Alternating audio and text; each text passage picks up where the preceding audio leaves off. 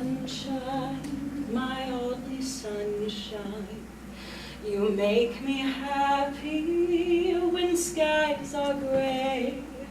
You'll never know, dear, how much I love you. Please don't take my sunshine away. As a child, there was no question on how to live, love, learn, and be uncontrollably happy. It all came so easy.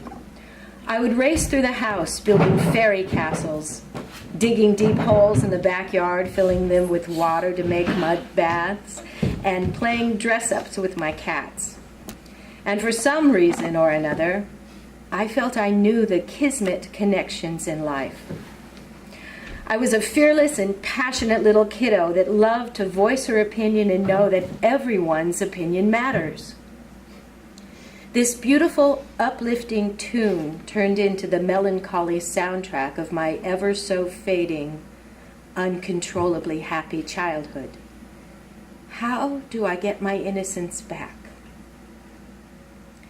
In school, all the other kids seemed to be enjoying their studies. I didn't understand why. Mom, I'm not learning. In the first grade, we sat down with my teacher. Alex, I asked your mom to meet here at school today because we need to put you into a special class. Alex, you are not dumb. It's okay. What you are experiencing has a name. It's called dyslexia, and it's very common. When I walked out the door, I knew it. I knew something was wrong with me. And they knew it too. I was so embarrassed by not being able to learn like the other kids. I would hold on to the school fence for dear life, as my mother would have to pry off each little finger and dry my tears, and then usher me into the classroom. And then I started the 6th grade. At that young age, insecurities and differences were noticed by children and used as a stepping stone for their popularity.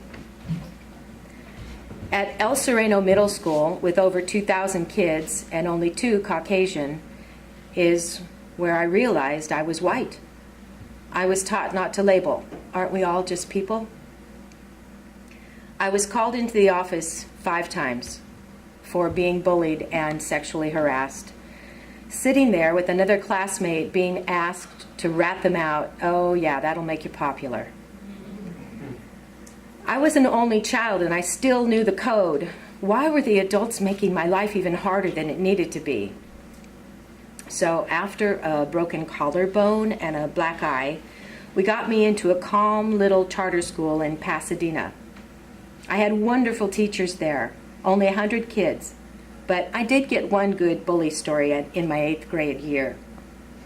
So, I found myself minding my own business in the bathroom when 6 or 7 girls walked in and cornered me. They started asking me, "Oh, why are you talking to that guy? He's mine." I laughed. I didn't know who they were talking about.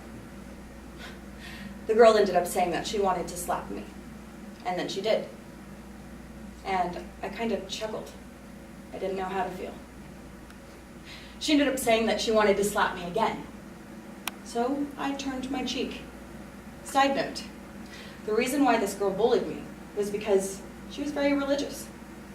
She really preached about Jesus a lot. Slap. I couldn't help but burst into laughter. She asked me why. Now who's more like Jesus? Coming into high school, I was thrilled to be going to an arts high school. I would finally belong. Belong. What does that really mean? Conform. Well, at first I had lots of friends, but then the cliques started forming and my friends were not very close, so I found myself eating lunch in the bathroom.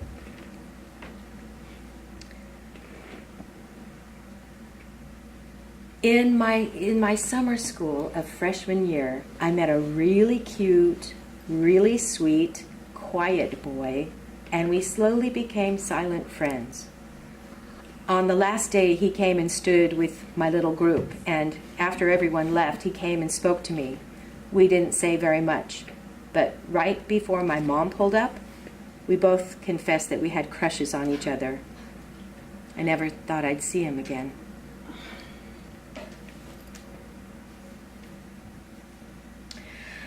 I definitely wasn't a drinker in high school, but I did smoke pot occasionally and wasn't invited and didn't go to very many parties. But one of the times that I did go to a party with a few friends, they offered me some alcohol instead of the calming substance that I was used to. In trying to get over the taste, I drank as much as possible. And before I knew it, I couldn't taste anything. When I woke up, still completely inebriated and hooked up to oxygen because I was too drunk to breathe on my own, come to find out my parents sat at my bedside for 12 hours as I was in a coma. And the doctors told them it would be a miracle if I made it, and I would most likely have liver damage and possibly brain damage. I had a 0.54 blood alcohol level at my tiny 16-year-old body weight of 104 pounds. It got worse from there. Shortly after that, I couldn't sleep, but I loved it. I got high on life like never before. In 2 weeks, I painted 12 watercolor paintings.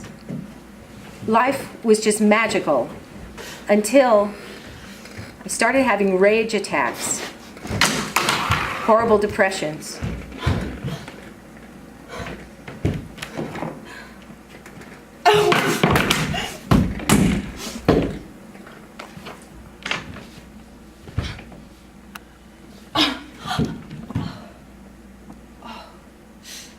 Nothing ever turned out the way I planned. So as I tried to figure out my footing, high school became way too much to handle with my ever so fading sanity. I was so lost, and I just wanted love and comfort. I would always find wounded birds to care for and put off fixing myself. Ha, LOL. Honestly, I've done that my whole life, but back then it was just to distract me from my homework. In one of those kismet coincidences, I found my sweet, quiet boy, James, again. But he wasn't the same anymore. He had a drinking problem, and he became abusive.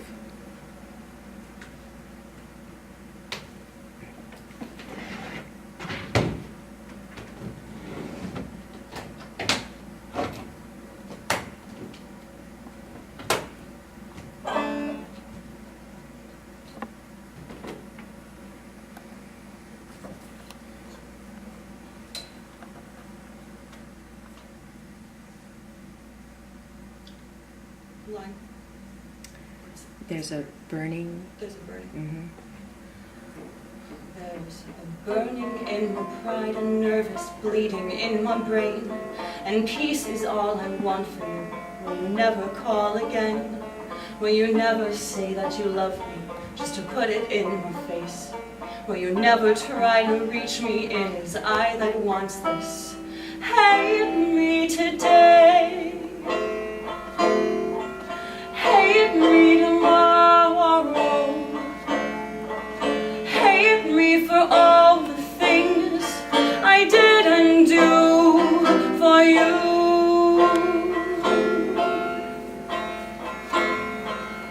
Around this time, I couldn't stop running away, and I did not want to be at home. I probably spent about 30% of this time with my parents. I was ashamed of myself and didn't want to be around them to worry about. You never doubted my warped opinions of things like suicide and hate.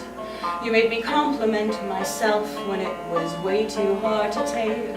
So I'll drive so fucking far away where I'll never cross your mind. and do whatever it takes in your heart to leave me behind. Hate me today,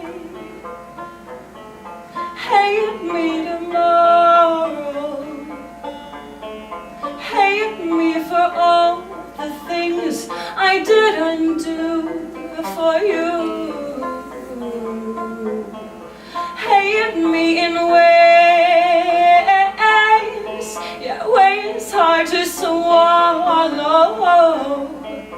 Hate me so you can finally see what's good for you. For you.